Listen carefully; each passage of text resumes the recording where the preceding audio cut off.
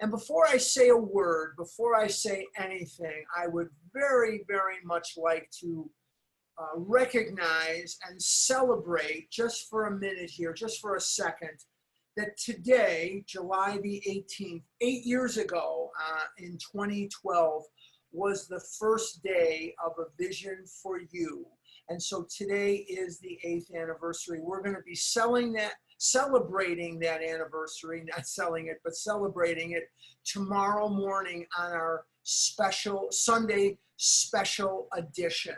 So today is 8 years that Vision for You has been around, and it has helped countless people recover from compulsive overeating. And it is a healthy OA meeting. It is not separate from OA. It is a part of OA. It is not separate from, but I believe that Vision for You, A Vision for You, because of its phone or now Zoom, we're not on Zoom on Vision, but because of Zoom and because of the phone, we're reaching an enormous amount of people that previously couldn't get to meetings or, you know, what have you. Maybe they live in small towns or remote places. And one of the things that A Vision for You has done is it has made recovery accessible to anyone who wants it badly enough to dial into the meeting. So just a moment of thank you to the people who made A Vision for You possible, and for the people such as yourself that have participated. I'm not one of those people, but for the people also that have participated on the line over these 8 years, that you are all a piece of the tapestry of what makes A Vision for You so wonderfully miraculous and special. So thank you to all of you as well. You're all part of that tapestry. So thank you so much. We have been studying, and we're at the tail end of the chapter, There is a Solution. There is a solution, meaning that there's a way out, that there is a way for a person like me who was hopeless, a person like me who was broken, a person who has been defeated by a disease, by an illness that I didn't know was an illness, that I didn't understand was an illness, and that I didn't choose it, I didn't cause it, I can't control it, and I can't cure it. And God reached out to me through Overeaters Anonymous, and I did not come here to find God, but I did. I did not come here to find anything other than to get people off my back who I owed money to be very honest with you. When I came here and they started up with all these things, I didn't understand what was going on at all. It took me quite a while before some of this stuff started penetrating my thick head. But eventually, by and by, I came to understand that this is a solution. And it is a miraculous, wonderful solution. And it is not only a solution to the eating problem, but I found that in my case, that as my life started to gain momentum in recovery, that there were other areas of my life that started to resurrect, that started to reconstruct. And as the disease vandalized, putrefied, demolished, and set fire to so many areas of my life, the recovery that I found here started to reconstruct my life in a way that is more miraculous and more wonderful than anything I ever could have imagined. And so I'm very grateful to that end to the program. And the fact that there is a solution really makes my life a lot easier. I'm a person who, by my nature, I'm rather indecisive. It becomes difficult for me to make a decision. I want to look over at your paper, or I want to look over at what you're doing, and if you're doing it, perhaps that's the best thing for me. What was very difficult for me in the disease is to get in touch with my true feelings, to get in touch with what I wanted, to get in touch with what I was thinking, because I was afraid of what I was thinking. If I thought red, blue, green, then green, blue, orange certainly had to be better because I never trusted myself. And Dr. Silkworth talks about this in The Doctor's Opinion, that we lose self-confidence. How was I not going to lose self-confidence when everything I did to stand in the way of the tank that was this disease had failed? As we go through the chapter, we also remember that there is a fellowship of Overeaters Anonymous that is quite vital, that it is possible but more difficult to recover by myself. And so for me, I need and I desire very strongly people who understand and speak that language of the heart, which is so important. Because during my childhood and during my life in the disease, I found that my thinking was that the way I thought about food and the way I experienced life were secret and unique unto me. And what I found very definitely was they are not. They are definitely not. And if I look at the way you eat, or I look at the way you think, just as we had in Bill's story, when we went through Bill's story, before we started Bill's story, and then at various intervals of Bill's story, I tried to remind everybody that this is about identification. Do I think the way Bill thinks? Do I eat the way Bill drinks? And we look at the progressive nature of the illness. We look at the permanent nature of the illness, and we also look at the fatal nature. And we're going to take a look at those things in greater detail when we get to chapter 3, more about alcoholism. And then in chapter 2, we find that the main problem of the alcoholic centers in his mind rather than in his body. That the mind is what we're going to be working on as we move through these steps. That the body is kind of left out after step 1. We assume after step 1 that you are no longer ingesting your alcoholic foods. If that's not the case, then we're going to have a problem. If you're continuing to ingest, somebody's unmuted. If you're going to continue to ingest your alcoholic foods and you're not vigilant to that, there's going to be a problem. There's definitely going to be a problem there for sure. And we also see in chapter 2, there is a solution. As we looked at, the only thing that is going to help us, and this is something that we're going to drive home, is a spiritual awakening. There is no earthly explanation as to why I have the disease of compulsive overeating, and there's no earthly solution as to there's no remedy that is of this earth. There's absolutely no remedy that is of this earth. And we also talked about something that I also want to reiterate. We talked about this in great length a week ago, and that is the built-in forgetter. The built-in forgetter is called the mental blank spot. And what the mental blank spot does is it aids and abets the mental twist. The mental twist is activated by the buildup of human emotions. And Dr. Silkworth says that when we're not eating, we're restless, irritable, and discontent. Throw in for me, scared to death, angry as get out, jealous, and it could be happiness, it could be anything. And in the book, it says lack of power was our dilemma.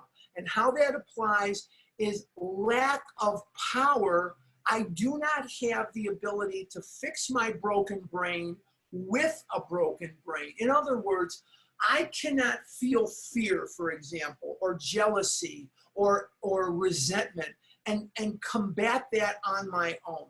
I have to have God's help. Lord knows I've tried to combat these things through earthly methods, like eating more food, which, or whatever, or being mean to people, or whatever it is that I'm doing at the time. And what I need to remember is that this mental blank spot, this built-in forgetter, is a very serious mechanism of the illness, and it will cause me much grief unless I keep in mind that I must constantly work the steps, I must constantly bring this message to other people. And remember always that the mental blank spot really only affects me where it comes to food. I cannot recall what the food does to me. I can only recall what the food does for me, because the mental blank spot will obliterate from my consciousness any memory of the horrible, horrible sickness, the diarrhea, the sour stomach, the inability to function, the inability to look good, being emasculated by this disease, emasculated physically, emasculated emotionally.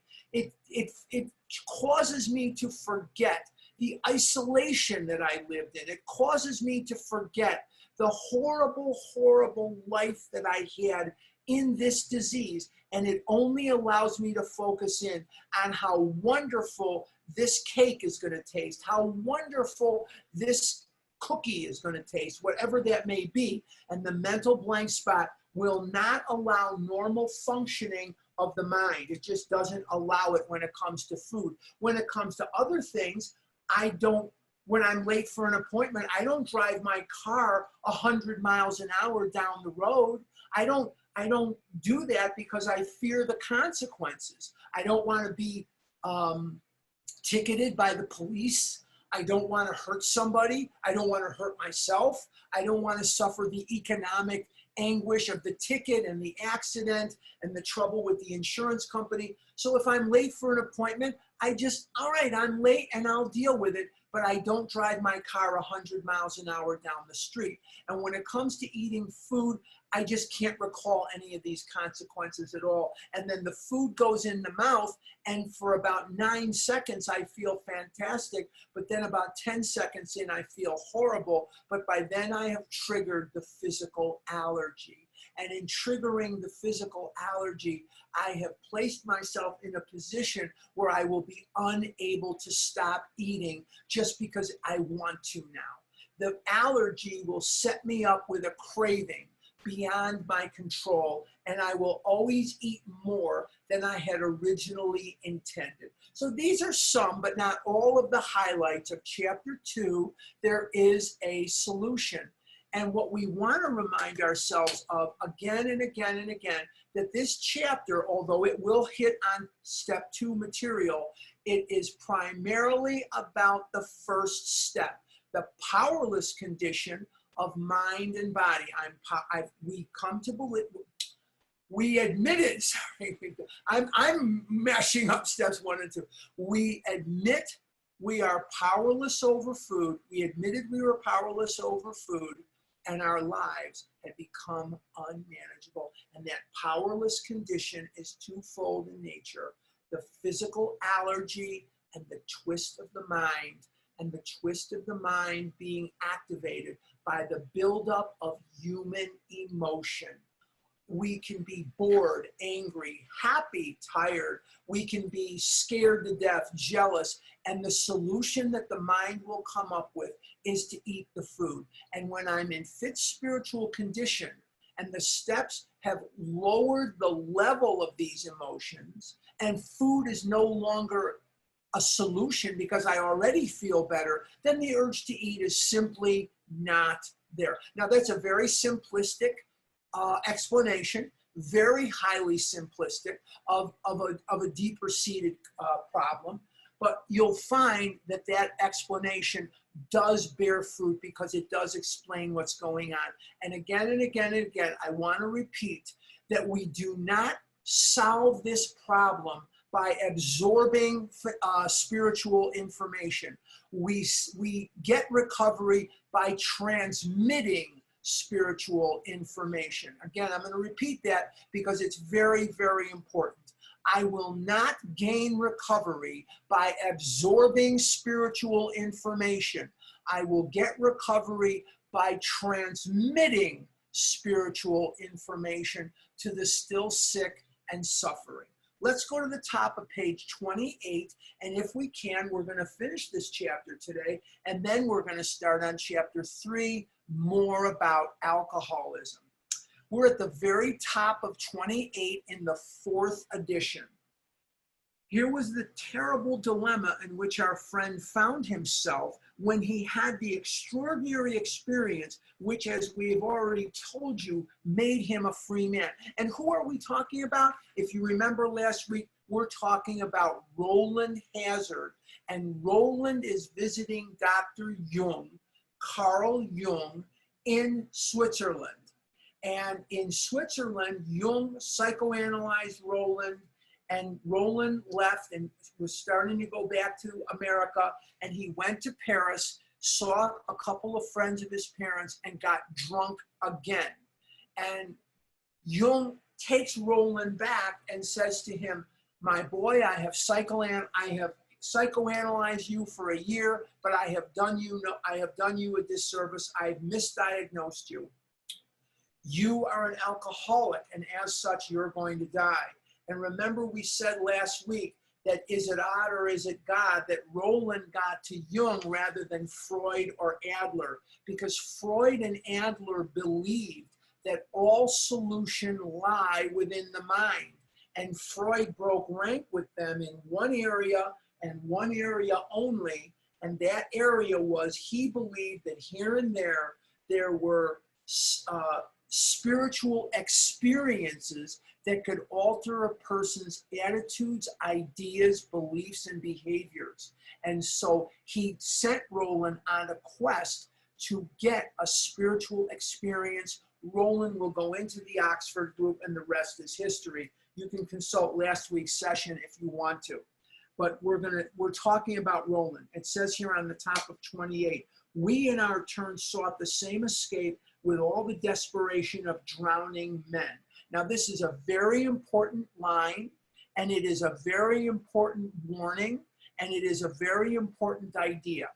If you are drowning, if you are in water a little too long, obviously I'm going to assume that none of us have drowned, but if you are in water a bit too long and you really need that next breath of air, you are not going to care whether they throw you the white life preserver, the orange life preserver, the green one, or the red one. No one's going to care what color the life preserver is. You're going to see the life preserver and you're going to grab it as if your life depended upon it, because it does.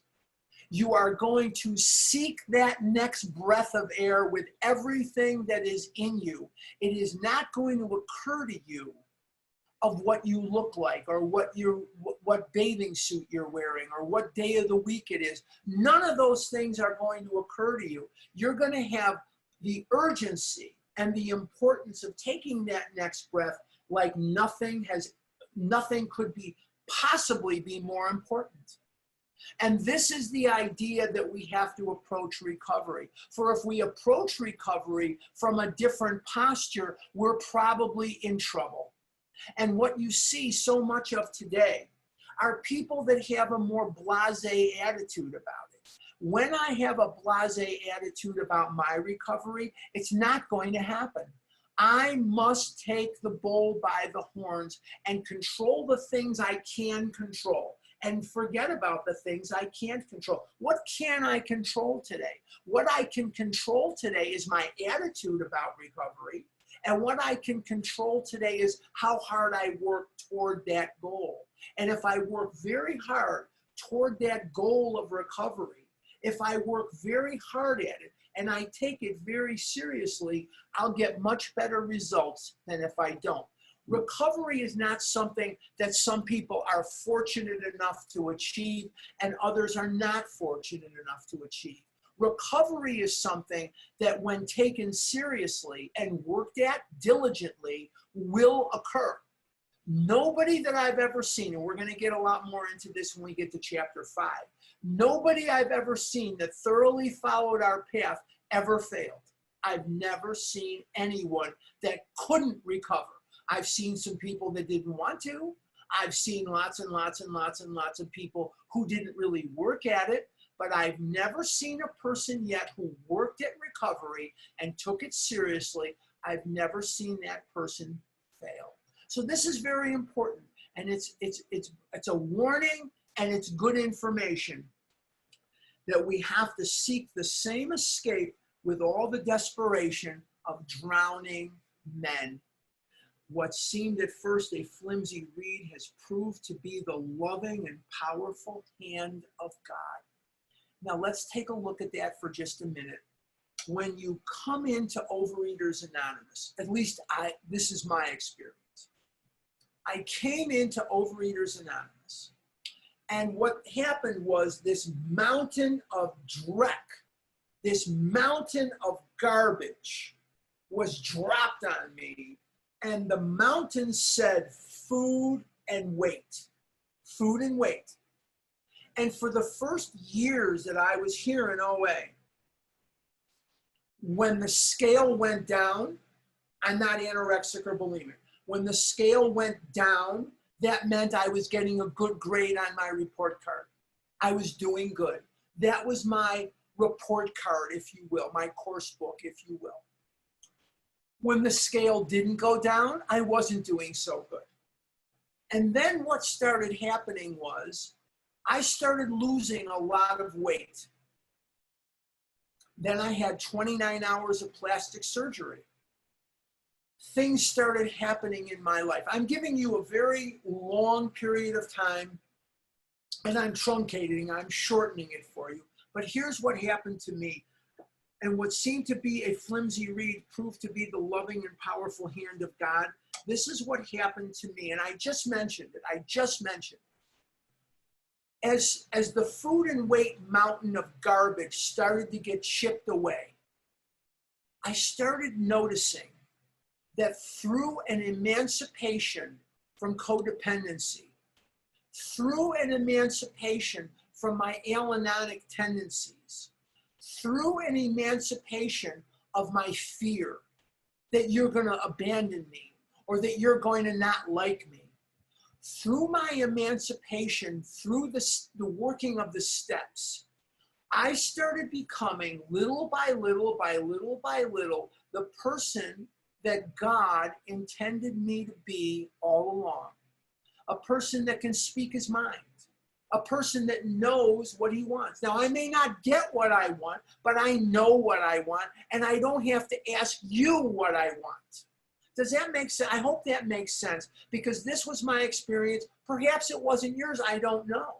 But this was my experience, that I didn't have the confidence to tell you today's Saturday. I didn't have the self-confidence to tell you that it's July 18th. I didn't have the confidence to answer a question like that because I was scared that you would reject me or you would disagree with me. You can reject me and you can disagree with me, and we still don't have to be disagreeable about it. And if you choose not to be in a relationship with me, I'm going to be okay. I'm going to be okay. Life will go on. And I started noticing that I was making more money. And I started noticing that life was getting better and better. Now, there are areas of my life today that I wish were different. I wish I had a wife. I wish I had somebody in my life that, romantically. I wish I had more money. I wish I had the freedom to retire. I'm 66 years old. I wish I had a little bit different here and a little bit different there. But it is what it is, and I'm at where I'm at. And where I'm at today is a place that I'm happy with. So what started out as that flimsy reed has proved to be the loving and powerful hand of God. And I don't know where I'm going, but this is what I know. Not what I think, not what I suspect. This is what I know. I know that whatever idea I may have, God's ideas are better than mine. I know that whatever idea I may have, and I'm telling God, I want this, and I want her, and I want it, and I want them, and there, and those. God's up there laughing, and hopefully he'll get his way rather than me getting my way. I don't want what I want. I want what God wants me to have, because he's never let me down, and he never will. Let's continue. A new life has been given us, or if you prefer, a design for living that really works. And just what I said before could be reiterated here. A new life has been given us. I had wonderful mentorship in this program. I'm a very lucky man. When I was desperate for recovery, and I came in here 500-600 pounds, I was to get to 700 pounds. I came in at 24 years of age. I only have now 21 years of back-to-back abstinence. I've been in the program for 42 years. I have 21 years of abstinence. But when I walked to God, he ran to me. And one of the things he did was he sent me people who spoke his words to me. One of the things that is most beautiful in my life, there was a man, and he was in Chicago. When I'm born and raised in Chicago, if you don't know that, then I'm born and raised in Chicago. And he was a guy who told me something, and I never forgot it, and I want to share it with you this morning. He said to me, if everywhere you went today, everything you did today, everything you said today, everything you ate today was on the front page of the Chicago Tribune, are you okay with that? And if you're not okay with it, you've spent a day in the disease. Because a day in the disease is a day I want kept secret. I don't want you to know what I ate. I don't want you to know where I went. I don't want you to know what's going on in my life. But when I'm in the recovery, my life becomes an open book. And when I lived in that hideous shame, that hideous fear, that hideous disgrace of where I had been and what I had eaten and what I had done and the lies that I told and the bad checks that I wrote. I lied when it was just as easy to tell the truth. I lied. I don't even know why half the time.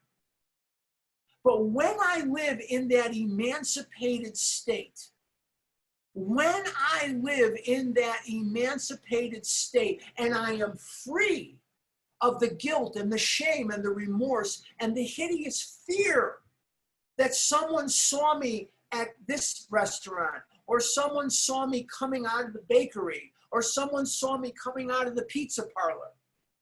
When I don't have to live that way anymore, I don't have to carry that burden around with me anymore.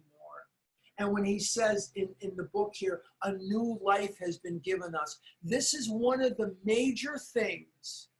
This is one of the major things that I now know was weighing me down and beating me down. It was killing me because people at unexpected times and unexpected places would say to me, hey, I saw your car in front of McDonald's. I saw your car in front of the pizza parlor. I saw your car in front of the bakery or whatever it was. And I wanted to die 1,000 deaths. Because I had been caught. I was literally the boy with his hand in the cookie jar, and I had been caught, and I was ashamed. So when he says a new life has been given us, one of the things that is so beautiful about recovery has nothing to do necessarily with my eating disorder, even though it does, even though they're tied together. What it has to do with is the fact that I live my life today above board. Except for when I go in the bathroom, if everything I did, everywhere I went, and everything I said, and everything about my life was on the front page of the Chicago Tribune, would I be okay with that? Then of course I would be okay with that because I've done nothing I'm ashamed of. I've said nothing that I'm ashamed of. What does that have to do with my eating disorder? Maybe nothing, but everything. Does that make sense? Maybe nothing, but everything. I don't do those things. And when I don't live that way, when I don't think that way, I don't eat that way. Isn't that funny how that's all tied in? The distinguished American psychologist, I'm on page 28, second paragraph.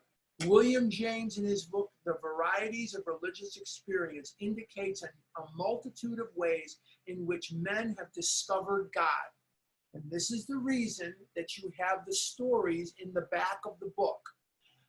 William James at the University of Edinburgh in Scotland in 1901, 1902.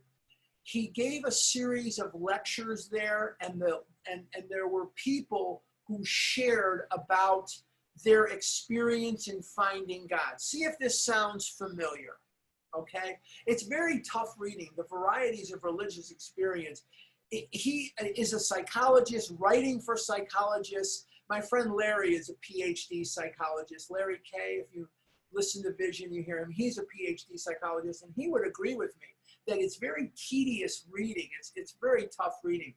But what is the book about, The Varieties of Religious Experience? It was one of the most popular books among Oxford group members. And if you remember back in Bill's story, when Ebby comes to see Bill on the 14th of December, 1934, under his arm, he has tucked a copy that he will give Bill of William James, The Varieties of Religious Experience. What is it? It's a book of stories of people, of what they were like, what happened, how they found God, and what they're like now. Does that sound familiar? What they were like, what happened, and in finding God, what are they like now? I hope it sounds familiar, because that's exactly what our stories in the back of the book are supposed to illustrate. The stories in the back of the book are meant to be stories that you can identify with in a way that may be different from the way you can identify in the first 164 pages. Maybe you can identify with this author or that author. And so these stories are very important. We have no desire to convince anyone that there's only one way by which faith can be acquired. If what we have learned and felt and seen means anything at all, it means that all of us, whatever our race, creed, or color, are the children of a living creator with whom we may form a relationship upon simple and understandable terms as soon as we are willing and honest enough to try. Now let's take a look at how forward-thinking the book is. They are repetitive and they are wonderful about putting in that no matter what your race, no matter what your creed, no matter what your color, no matter what your background, no matter what your economic status, you are welcome here. You are welcome here. How forward was that thinking in 1937, 38, and 39? And it is a wonderful, wonderful thing to behold. You know this from listening to me. If you've heard me before, maybe some of you have, maybe some of you haven't, I don't know. But what I really felt for a very long time is that these lines about inclusiveness of race, creed, color, religion are some of the magic that makes this book come alive for so many.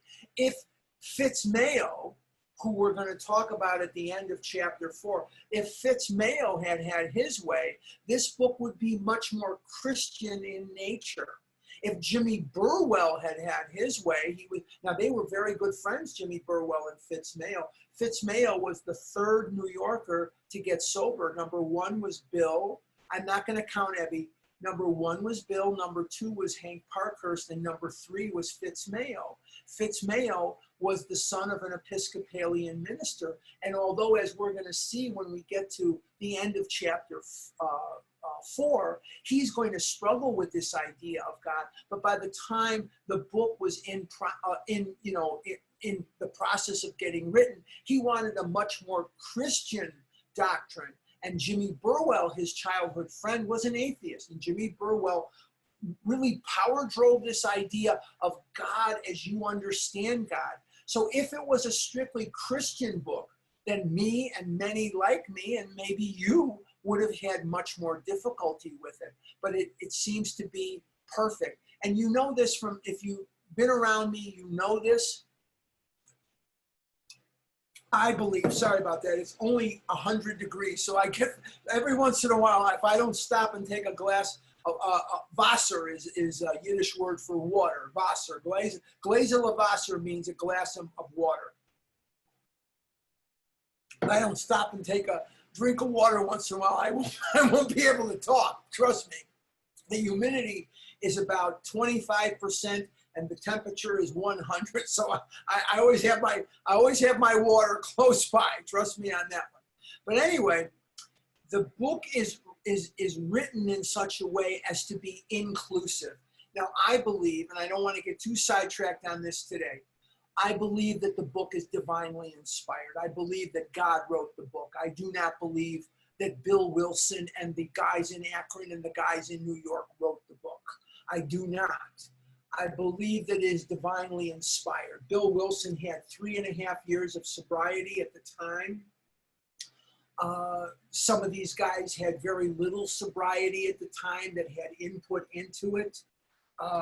If you're new, I don't want to scare you. I don't want to discourage you. But if you're new, trust me, when you have 5 years of sobriety, 3.5 years of sobriety doesn't seem like that much. When you get 10 and 20, you don't want people with 3.5 years of sobriety walking around unattended on your property.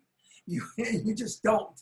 But Bill had 3.5 years of sobriety, and I believe that the book is divinely inspired. And while we're in this creed, color, race kind of thing, I also want to bring out this fact, and this is my belief also. We have failed as a society, we have failed as a program, the Black community and the Hispanic community for sure, the Black community for sure. We have failed a lot of our communities of color. I've done many conventions. I recall being in Boston, Mass for the World Convention 4 years ago. And I was speaking there, and I happened to be doing a lead at the convention. And there were 1,000 people at this convention. I think the number of people of color, I could count on 2 hands. 2 hands. And that would tell me that this is a disease that predominantly affects Caucasians, and that is simply not the case. I've spoken at the OA birthday in Los Angeles, and I don't want to get too sidetracked here. I have spoken at the OA birthday in Los Angeles, and I've attended it, and I recommend that you attend it as well. It is a wonderful, wonderful convention. It is an outrageously fantastic convention. The OA birthday is not only fun, it is wonderful because the people that run it do such a magnificent job of running it. I mean, you couldn't ask for any more of a top-notch convention than that. That and the vision. But the people that run the birthday are just top drawer, top-notch all the way. And in LA, it's a little bit better, but not much. I've spoken there, and you'll maybe get 20 people of color, 25 people of color, and that's about all you're going to get. And that is very sad. Los Angeles is the 2nd largest city in the United States. You mean to tell me that in the entire world of OA, that's all that we're attracting to these things? That's a shanda. And a shanda is a Yiddish word for it's a shame. It's a shanda nacharpa, which means it's a shanda for the neighbors. And my mother would be pulling the shades down so nobody should see that I got a D in algebra in the 2nd marking period. I got a D in algebra. So she went around and pulled the shades down constantly so that no one should look in the house and that they wouldn't know that I got a D. But anyway, the birthday is magnificent, and the Newark, the Vision Convention is fantastic. But one of the reasons that the birthday is so good and the Newark Vision Conventions are so good is the people that run them not only run a tight ship, but they make sure, and this is a lot of work for them to do, they make sure that the speakers that are up there have chops. What do I mean by that? That means that the speakers at the birthday have recovery. You're going to go to some other conventions in your life where that is not the case. You're going to hear a lot of narishkeit. But at the birthday, you go to the sober eating workshop, you come to the big book study, or you go to the opening speaker, closing speaker, luncheon speaker, whatever that may be, or any of the workshops, any of the workshops, you're going to hear recovery. And that's because the people in charge make sure of it. But getting back to this, God wrote the book. Don't kid yourself. Don't kid yourself. Bill's pen was used, yes, his hand, but the book is divinely inspired. Let's move forward. What do you think? Those having religious affiliations will find here nothing disturbing to their beliefs or ceremonies. Try writing a book where Jews are coming, Catholics are coming, Protestants are coming, atheists are coming, Muslims are coming, Buddhists are coming, people of all religions, all backgrounds, and they can all recover. What a miracle. What an absolute miracle. There's no friction among us over such matters. We think it no concern of ours what religious bodies our members identify themselves with as individuals. This should be an entirely personal affair with which each one decides for himself in the light of past associations. So it doesn't matter. You can be an atheist and you can recover. You can be an agnostic. What's the difference? An agnostic, ag means without, gnostic means knowledge. Without knowledge, they don't know whether there's a God or not. That's an agnostic. An atheist is sure that there is no God, don't want to make any reference to a religious deity. And the believer believes that there is a God. How do we all recover? Because all that's required is a willingness to believe. Notice it doesn't say you have to believe, but a willingness to believe that there is a power greater than yourself. That's all that's required of you, is willingness to believe that there's something beyond you and me. Not all of us join religious bodies, but most of us favor such memberships. In the following chapter, there appears an explanation of alcoholism. This is what we're going to get into probably today. We're going to get into it at the latest next week, and that is the chapter more about alcoholism. And we're going to examine for the final time in the book the depths and insights of step one. Step one.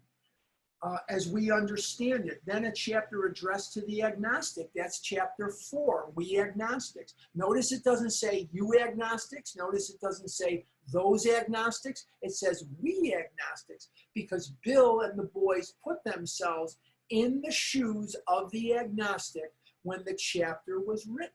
And it says we agnostics, knowing that most of us are going to come in with a great deal of confusion around this issue of God.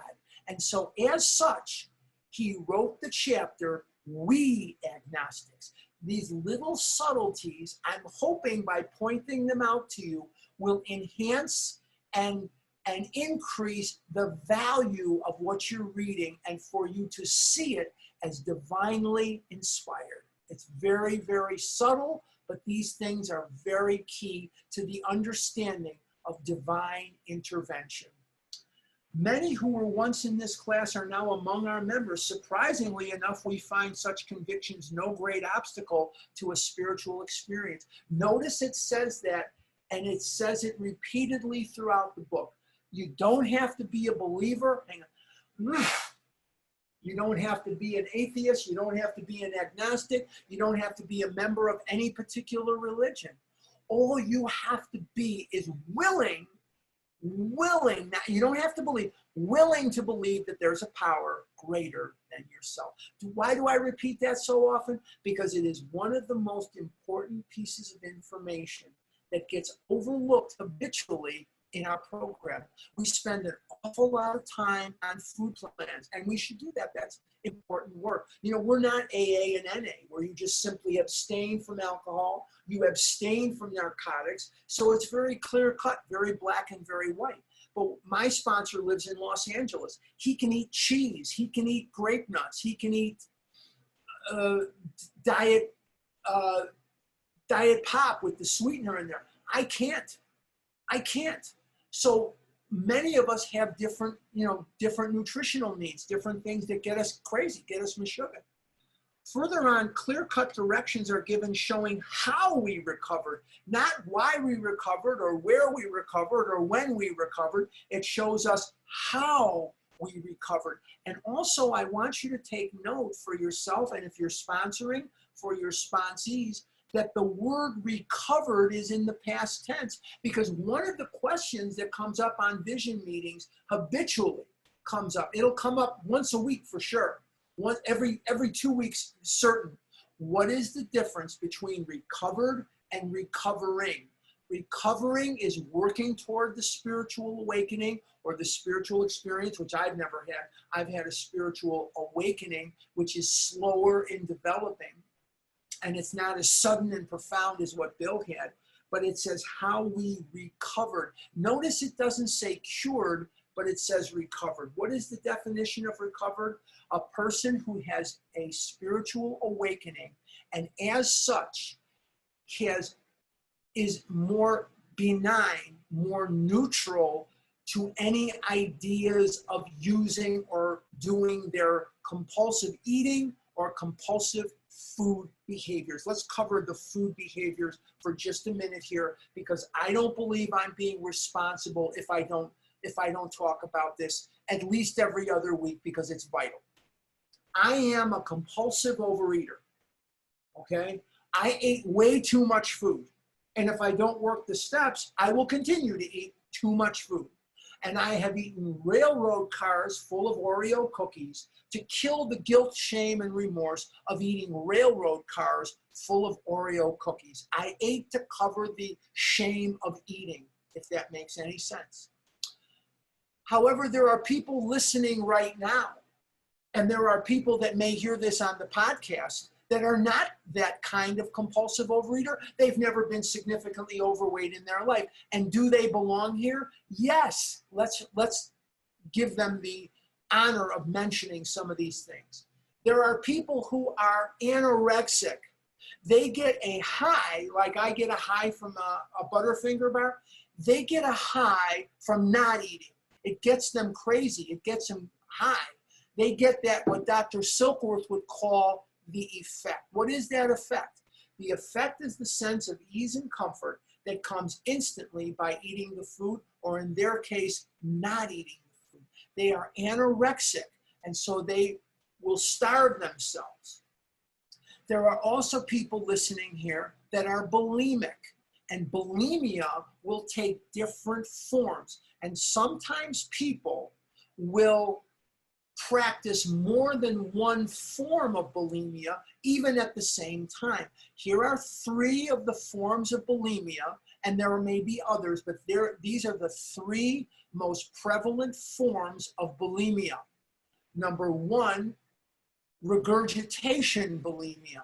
They eat massive quantities of food and induce vomiting or regurgitation and vomit the food up. That is the most common prevalent form of bulimia.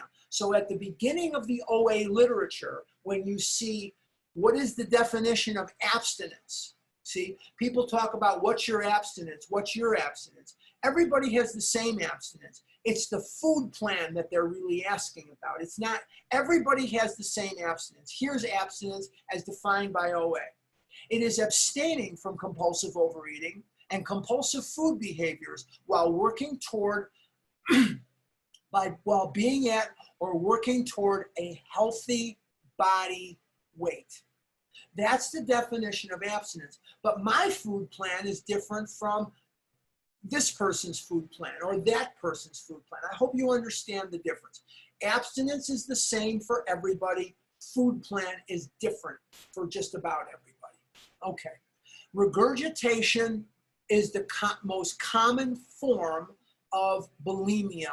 There's also some people who practice laxative bulimia.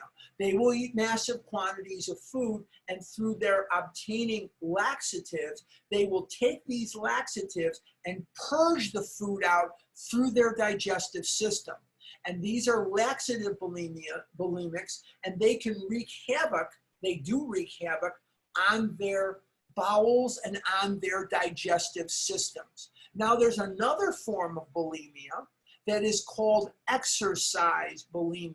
And these are people, and I have a friend of mine who lives in Colorado who was one of these, and she talks about it on Vision all the time. She would eat massive quantities of food, and then she would go to the gym for 6, 7, 8 hours a day to work off this food. And she wreaked havoc, and others like her, not just her, on their muscular system, on their skeletal system, on their bodies. They're just wreaking havoc on their systems by this exercise bulimia. So these are behaviors, these are compulsive eating behaviors that, like my overeating, qualify a person for this program. They qualify a person for the program because they absolutely fall under the category of compulsive eating and compulsive food behaviors. So let's always keep in mind that even though we are all in the same program, we're not all the same. We're not all the same.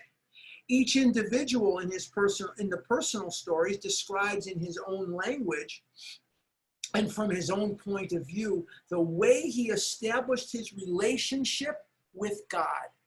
And we're going to find that just like the model, The Varieties of Religious Experience by William James, in our 42 stories, we're going to see how each one of these 42 people, once the catastrophe of alcoholism wreaked havoc on their lives, how they resurrected by establishing a relationship with their Creator. Sometimes it was a religious deity, sometimes it wasn't, and whatever that is for you, that is okay. You don't have to fit in with my food plan, and you don't have to fit in with how I see God. And that's one of the most beautiful things about the program. You do not have to fit in to my idea of what God is and what God isn't, and I don't have to fit in to yours. But can we both trudge the road of happy destiny together? You bet we can, and we do when we work the steps. These give a fair cross-section of our membership and a clear-cut idea of what has actually happened in their lives. And they're going to give you that account by telling you their story of what happened in their lives. We hope no one will consider these self-revealing accounts in bad taste. Our hope is that many alcoholic men and women desperately in need will see these pages, and we believe that it is only by fully disclosing ourselves and our problems that they will be persuaded to say, yes, I am one of them too. I must have this thing. And one of the things that I have seen over and over and over again is you just look at a new person and you don't always know. You're not always sure that they're going to get it. And then something happens, and this is what I see happen. The shortest distance between two people is a straight laugh. You get them laughing because they can relate to your experience, and you get their head going like this, and you got them. Because once you get their head going like this, and they can relate, they understand where you're coming from. Until that happens, very little can take place. And what will eventually happen is that through watching the people around them, watching you, watching the people around them, little by little by little by little, we begin to take actions which we do not yet believe in. But out of desperation and sheer desperation and pain, we begin to take these actions of putting the food down, getting a sponsor, working on our higher power, doing step 4. All of a sudden, through action, this inertia starts to set in. Inertia is bodies in motion tend to stay in motion, bodies at rest tend to stay at rest unless acted upon by an outside force. And what is that outside force? That momentum? The spiritual awakening as the result of the steps. We now become more willing. But when we wait for that willingness to hit us so that we will do the action after willing, many of us will die before that ever occurs. So I had to start taking action after action after action. And that action produced the willingness. That is very, very important. Now, we're going to look in the next 15, 20 minutes here at some things that are pursuant to chapter 3. In 1930, there was an alcoholic man, and his name was Richard Peabody, just like the cartoon Sherman and Peabody. That's how I remember it all the time. When I was a kid, I used to watch Sherman and Peabody. But anyway, his name was Richard Peabody, and he wrote a book called The Common Sense of Drinking. Now, the common sense of drinking missed the mark on a lot of things. I won't go into a critique of it. I'll just give you some highlights. First of all, Richard Peabody believed that alcoholism was more a product of emotional instability than it was anything else. And he also thought that it was the product of bad parenting. He thought that it was environmental. He believed that if the alcoholic could gain economic freedom, if the alcoholic could be psychologically quieted, that this would cure alcoholism. And there were many, many things that Peabody was way off base on. But so important was the work by Peabody. And by the way, before I say another word, I also want to tell you something. Richard Peabody died in 1936 of his own alcoholism. There was help right there. It was just getting started, but he didn't cross the threshold of a spiritual solution to it. He never got that far. He never got to it. And he died of his own alcoholism.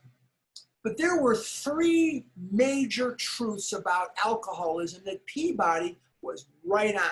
So vital was the book, The Common Sense of Drinking by Richard Peabody. So vital was this book that Bill Wilson's copy of The Common Sense of Drinking by Richard Peabody, his copy of the book is in the AA archives as we sit here today.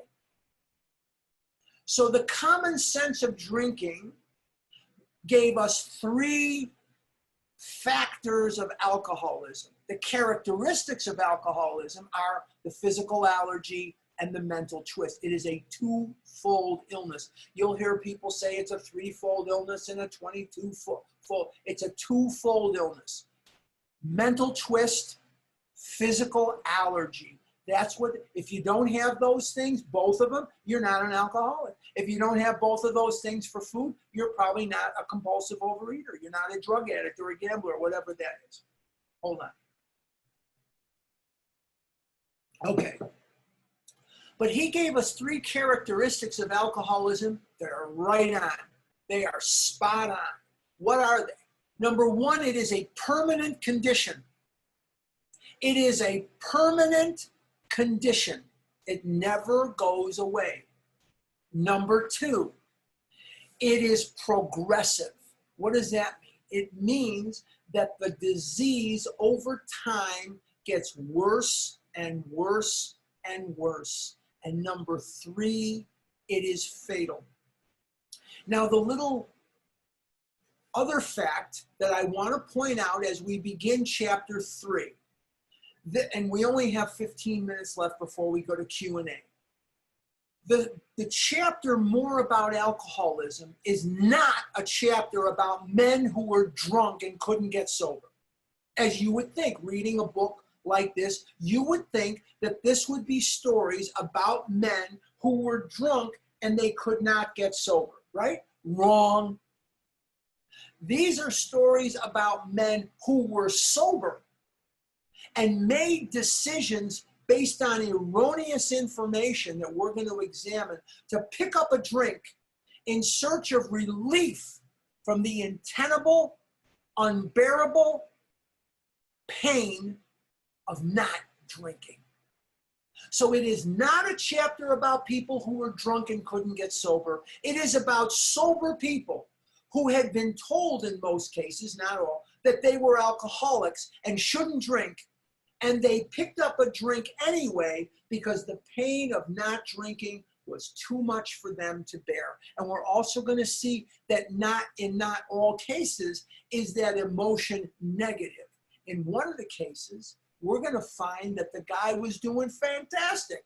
And I have done a lot of eating when things went my way. I have done a lot of eating in celebration of things that went my way. And I bet you have too. If you're a compulsive overeater like me, you have done a lot of eating in the face of good fortune. So that is what we're going to get into. Let's crack open page 30. And let's crack it open for the 18 minutes or so, or not 18, but the 13 minutes that we have left. And we're only probably going to get to the very first paragraph. But this first paragraph of chapter 3 is so vital, that if I don't absorb this information, I will not recover. Why won't I recover? I won't see the need of doing the rest of the steps. You see, your ability to absorb the information in the doctor's opinion is equal to your ability of absorbing this information on page 30, because unless you accept that you are a compulsive overeater and different from every Tom, Dick, and Harry out there, you will not take this seriously. Let's take a look at what it says here. The first thing I'm going to notice is the chapter title, More About Alcoholism. The original working title was More Truth About Alcoholism. And when the Ackland groups started getting their copies in the mail, they said that the fact that you have more truth about alcoholism makes it seem like we are experts on alcoholism, and indeed we are not. There's a difference between being an expert on being an alcoholic and being an expert on alcoholism, which we are not. I am an expert on being a compulsive overeater. I've been one for 66 years of life. Nobody knows more about eating peanut butter and jelly on a Zwieback in the middle of the night than me. Nobody. But the fact of the matter is, we are all experts at these things, but we are not experts in nutrition. Some of us border on it because we have so many damn books and pamphlets and things that we've collected over the years on calorie count and nutrition and everything like this. Oddly enough, many of us could write books on these things, and I wouldn't doubt that of the many, many people that are on the line, maybe some of you are nutritionists. I couldn't tell you. But what they didn't want was that word truth in the title. And Bill said, you know, I'm going to go with that. I'm not going to fight you on that. And so the title of the chapter became More About Alcoholism. Let's look at, most of us have been unwilling to admit, I'm on page 30, first paragraph. Most of us have been unwilling to admit we were real alcoholics. Some of us, we may be a heavy eater, we may have gotten in trouble with food, we may have this or we may have that. But the admission, now the steps are divided into 4 sections: admission, submission, restitution, and reconstruction. Admission is step 1 only. Admission is step 1. Submission is 2 through 7. You are submitting to that power greater than yourself. Restitution is 8 and 9. And reconstruction is 10, 11, and 12. But admission is only step number 1, admission. Most of us have been unwilling to admit, there's that word, we were real alcoholics. I am a real compulsive overeater. I'm not the fake kind. I'm not the generic kind. I'm not the store brand. I am a real compulsive overeater. No person likes to think he is bodily, the allergy, mentally, the twist, different from his fellows. Now in January, I want you to, the last week of December after Christmas and the first week of January, I want you to pay attention to the advertisements that you're going to see on gyms and diets and weight loss. And what are they going to try to tell you? Join our gym, join our weight loss center. You'll be able to eat pizza just like everybody else. You'll be able to eat ice cream just like everybody else, and that you're going to go back and eat just the way everybody else does. Why do they sell you on there? Because the psychiatrists and the motivational psychologists that they consult tell them that that's what we most want. None of us have a desire in this world more at points in our life than to be able to eat like a normal person. But what we don't understand is the normal person is highly benign to food. They're highly benign. They really don't give a crap. They really, really don't care. And that's what we don't see, because we assume that because food does something for us, it does it for everybody. We learn it does not. It does not. Therefore, it is not surprising that our drinking careers have been characterized by countless vain attempts to prove we could drink like other people. How many times have I tried to prove that I could eat like other people? I can't even begin to count them. That's how many times that has occurred in my life. I try to prove I can eat like other people. And again, when you get to December 26th through about the middle of January, end of January, every commercial that you're going to see, every ad that you're going to see online is going to be weight loss, gyms, drugs to take, treatment centers, all that stuff. And they're going to tell you that if you come to our place, you can eat pizza just like everybody else. What they don't tell you is that the pizza is about this big. And if you could eat a pizza that big, you wouldn't be in Overeaters Anonymous, because eating a piece of pizza even this big is going to trigger my physical allergy. It's going to make it so that I can't control the amount I eat. It's impossible. The idea that somehow, someday, he will control and enjoy his drinking is the great obsession of every abnormal drinker. Control and enjoy. When I controlled my food, I couldn't enjoy my food. When I enjoyed my food, I couldn't control my food. So in the sentence, he uses the word and, the conjunction and, control and enjoy. Are these things possible at the same time for me? No. No, they're not possible at the same time. When I eat like there's no tomorrow, and in my mind, I have an expression. Here's the expression. I'll let you in on my innermost thinking. I would look at a buffet table, or I would look at something and I'd say, F it, tonight we ride. And when I say F it, tonight we ride, my hand always went like this. I would always wave, screw it. That meant today I'm going to eat everything I want to eat, and I don't give a damn who likes it or who doesn't like it. I'm going to just do what I'm going to do. Now, if I didn't say that and I said, you know, I'm going to be a good boy today. I'm going to be a good boy as opposed to a bad boy. And I tried to control my eating, only eating a little here, a little there, I couldn't enjoy it. Because I would eat little quantities of allergy-producing food. When I took a little appetizer egg roll off the tray at a bar mitzvah, or I took a little one of those little pizza rolls or something like that, I would be raging inside. I didn't know it was because of a physical allergy. And the minute I could get away from these people, I would go to a convenience store or a restaurant or a drive-through on the way home from there, and I would eat my flippin' head off.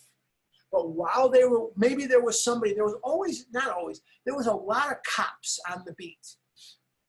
And when I say cop on the beat, there was usually somebody who would just ream the daylights out of me if they caught me eating, and they would ream me because I had gained so much weight since the last time they saw me. And I often didn't want to piss these people off. I didn't want to get them antagonized.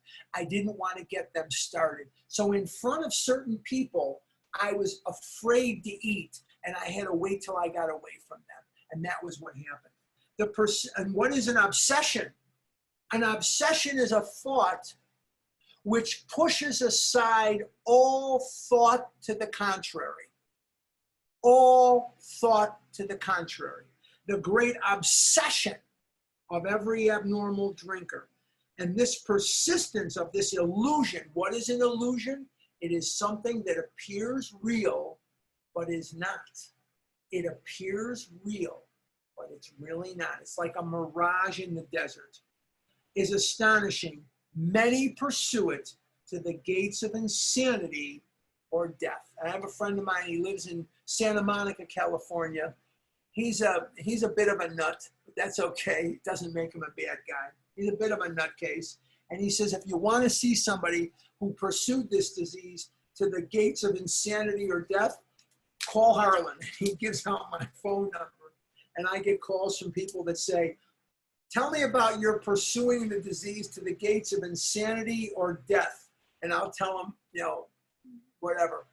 But the bottom line is, in this first paragraph, what we're seeing is that inner desire to be like other people. And what we're going to learn together, what we're going to walk through together in the next couple of weeks in this chapter, we're going to take great time in this chapter. This is a chapter where we're going to go into very, very pedantic detail. And we're going to go into that detail because we're going to point out not only the devastation of the illness, we're going to point out the progressive nature of the illness. And we're going to point out, at least in one of the stories, the fatal nature of the illness. And so this chapter is one where we're going to look at step number one. And the beginning of step number one is we admitted we were powerless over food.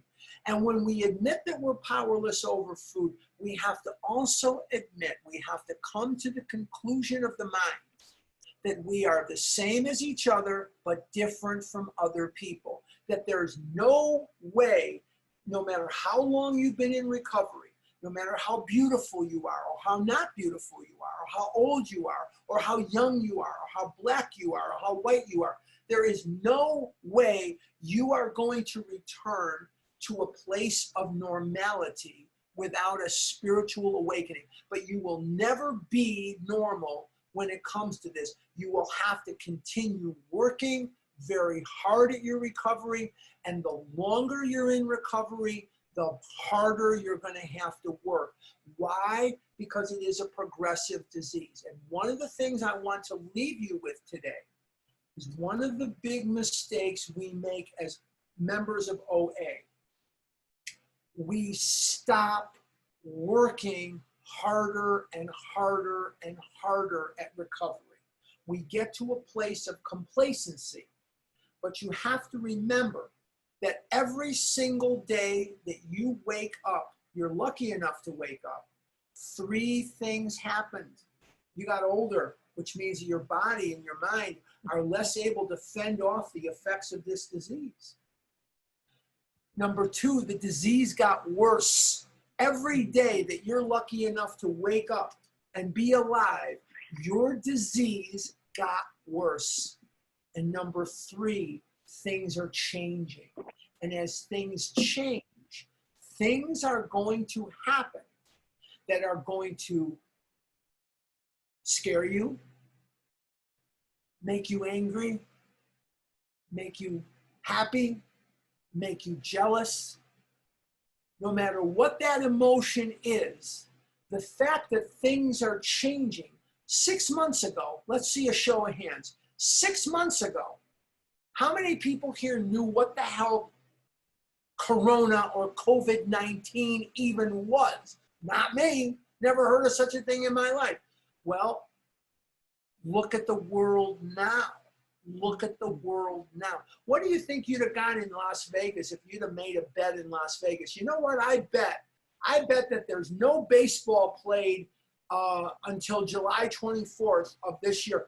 And they still, we don't know. What do you think? What do you think the odds would have been that you'd have gotten? You'd be a zillionaire now. You'd be a zillionaire. They'd have given you odds, whatever odds you want.